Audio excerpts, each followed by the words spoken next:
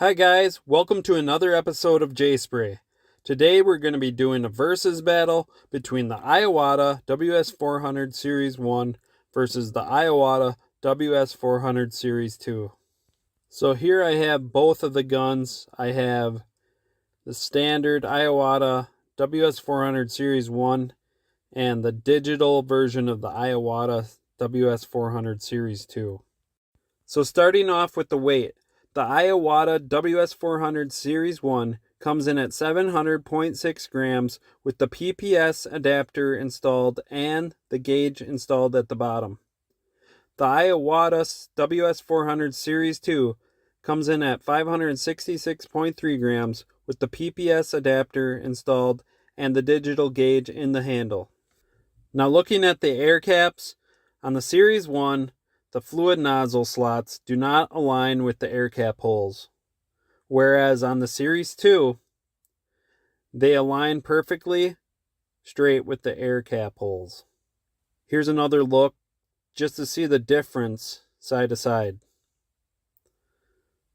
And also here's an illustration of how the slots are lining up.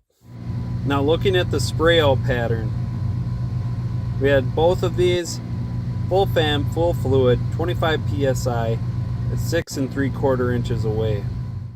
Now as we look at the Series 1, full fan, full fluid, we see a drier center with wetter, heavier top to bottom edges, while the Series 2 has a more consistent, even pattern throughout. Okay guys, let's get these spray guns into the booth. We're going to start out with the Ws400 Series 1 at 25 psi with the FC720 clear.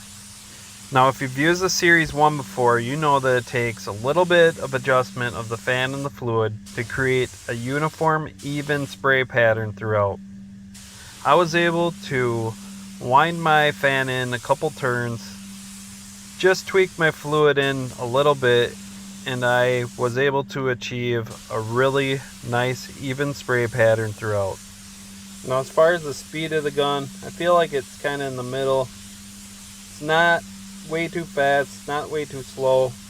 It's just a good consistent speed. As far as the finish, if you've sprayed Iwata, you know that Iwata is one of the best, if not the best, for finish. It's laying down a phenomenal finish. It looks beautiful. Couple cons to this gun. The Series 1 is really feeling fairly heavy in the hand. Having that gauge on the bottom really restricts my hand movement as far as the flick of the wrist, what I do with the spray gun throughout the day.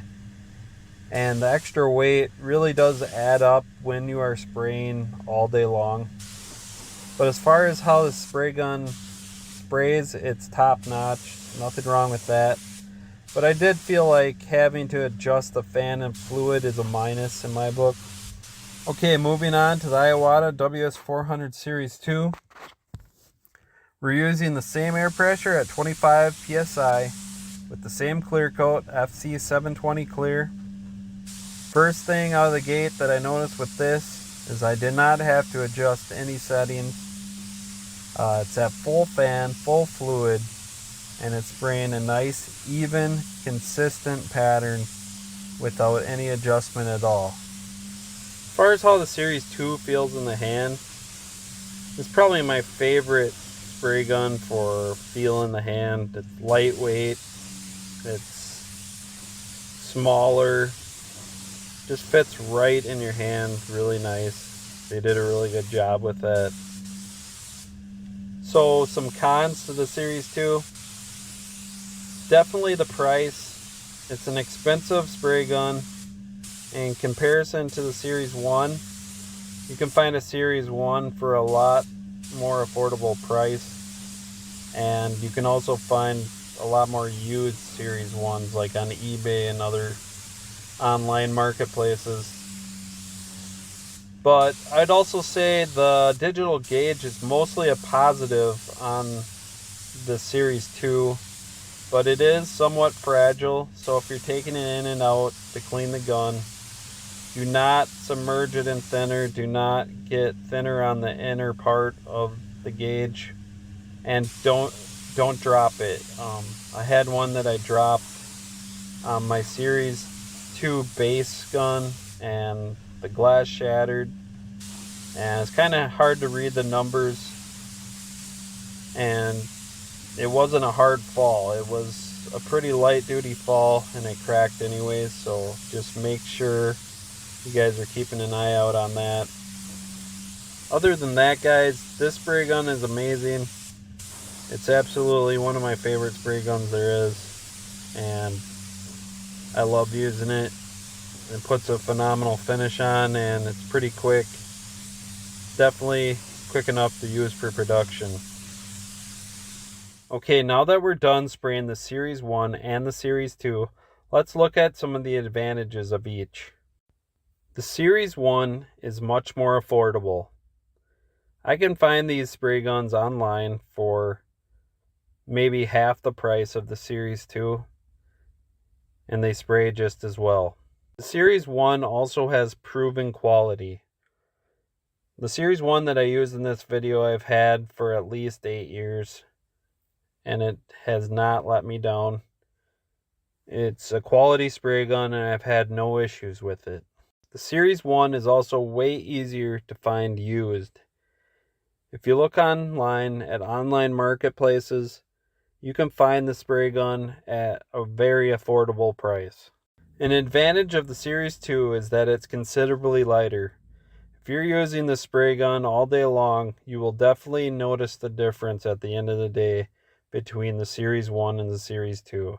The Series 2 is much lighter and easier on the hand. Another advantage to the Series 2 is better ergonomics. I feel like they've lightened the gun up. They've made it easier to hold in the hand, and it's definitely easier to use for extended periods of time. Another advantage to the Series 2 is having the availability of a digital version. Not having to install a separate gauge on the bottom just gives a lot more flexibility to painters and how they want to set up their spray gun. Another advantage to the Series 2 is now the split tip lines up perfectly with the air cap, causing it to have a consistent pattern. Another advantage is the Series 2 out of the box sprays consistent and even at full fan and full fluid. No adjustment is needed. So now that we've looked at all the advantages of each gun, let's pick a winner. I'm definitely going to have to give it to the Series 2. I feel like the Series 2 has made much needed updates to the original gun. It's lighter, has a better feel in the hand. It also has a digital version, which is nice, especially for professional painters. And it also sprays full fan, full fluid straight out of the box, which makes it very easy to set up. Well, I hope you guys enjoyed watching another episode of J-Spray. This is J-Spray Automotive Painting, reminding you to spray it the right way. J-Spray.